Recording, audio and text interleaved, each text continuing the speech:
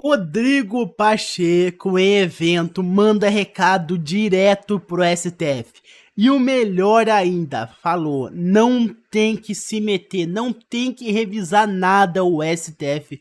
Não tem que se meter, não tem que aprovar nem desaprovar nada, não tem que fazer revisão de nada. Esse não é o papel deles.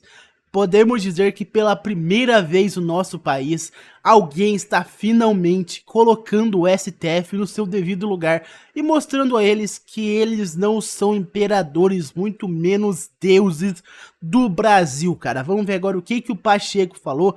Melhor ainda, Gilmar Mendes estava a 2 cadeiras de distância dele. Falou isso na cara do Gilmar Mendes, cara. Foi muito satisfatório isso. Mas antes de ir pra ele falando, deixa o seu like, isso é muito importante, cara. Se inscreve no canal, ajuda o nosso trabalho a alcançar o máximo possível de brasileiros do nosso querido Brasil.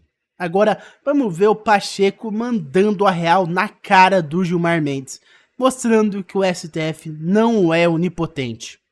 As iniciativas do Congresso, tais como o senhor há pouco as descreveu, contribuiriam para diminuir o que é caracterizado como insegurança jurídica em pontos fundamentais da nossa economia e da relação entre os entes diversos de vários segmentos da nossa sociedade, por definir o que me parece que está implícito nas suas medidas, o verdadeiro ou o que deveria ser o papel do STF?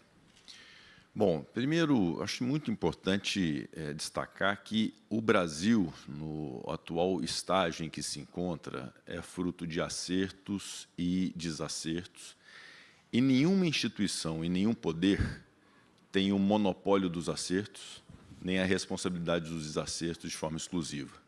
A defesa da democracia teve um papel preponderante e muito importante do Supremo Tribunal Federal e do TSE, mas também teve uma participação muito importante do Tribunal de Contas da União, da imprensa, de partidos políticos e do Congresso Nacional.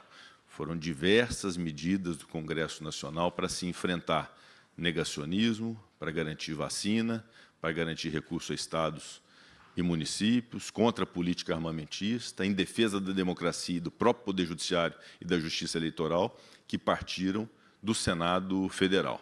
A nossa relação com o governo anterior era uma relação de buscar aprovar aquilo que era necessário fazer, como foi a redução do preço de combustíveis que sacrificou, eu reconheço, os estados, mas se chegava a quase R$10 o litro da gasolina e era preciso fazer alguma coisa. E era preciso garantir renda mínima para as pessoas, por isso passamos de R$400 para R$600, política, aliás, que o novo governo manteve e reconheceu que nós estávamos certos naquele momento. E a relação com esse governo atual da mesma forma. Nós temos uma colaboração clara para com o governo atual, mas somos capazes de dizer que nós não admitimos retrocesso na autonomia do Banco Central, não admitimos retrocesso na capitalização da Eletrobras, não admitimos retrocesso no marco legal do saneamento. Esse é o papel do Congresso Nacional, de buscar identificar o que é melhor para o país, independente do governo que ali esteja. E a Constituição Federal, William, dá o manual claro do que é a responsabilidade de cada poder.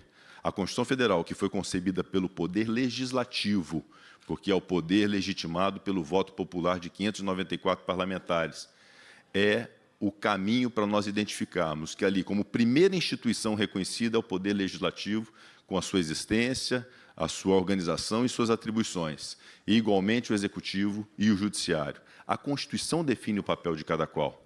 E há uma diferença muito clara entre Executivo, Legislativo e Judiciário, que eu gostaria de destacar, que, embora o Executivo também decorra da vontade popular da eleição de um presidente e de um vice-presidente, a formação do Poder Executivo se dá por ato do presidente, que escolhe os seus ministros, suas equipes, suas estatais. Mas no Legislativo, não. No Legislativo, os 594 são votados nos 4 cantos do Brasil e a expressão que existe na Constituição de que todo o poder emana do povo, isso se dá de maneira verdadeira e legítima pelo Poder Legislativo, que define leis, regras e alterações constitucionais no nosso país. E ao Judiciário cabe, evidentemente, resolver os conflitos como última instância. Não há que se admitir qualquer tipo de revisão pelo Poder Legislativo de decisões judiciais concebidas no Supremo Tribunal Federal, como não há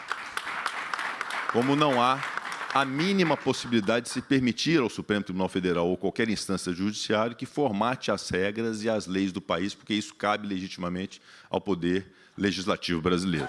Então, a Constituição nos dá o caminho exato do que precisa ser feito para que o Brasil encontre aquilo que é o mantra e dogma de uma Constituição, que é a separação dos poderes, que devem conviver de maneira harmoniosa, com uma relação de diálogo entre os poderes, mas um reconhecendo o seu próprio papel, sem invadir o papel do outro. Essa é a receita mais perfeita para que a união e a pacificação se façam presentes no Brasil para o enfrentamento das crises verdadeiras. Definitivamente, nós não podemos nos permitir, nesse momento, criar qualquer tipo de crise falsa ou de crise desnecessária entre os poderes, e tudo quanto eu puder fazer como presidente do Senado para poder garantir que não haja nenhum tipo de aresta entre os poderes, eu farei, porque eu tenho responsabilidade com o país. Inclusive, quando necessário for, de me recolher e deixar de me pronunciar para evitar polêmica. Mas nós não podemos deixar de afirmar aquilo que a Constituição nos impõe, aos meus colegas senadores,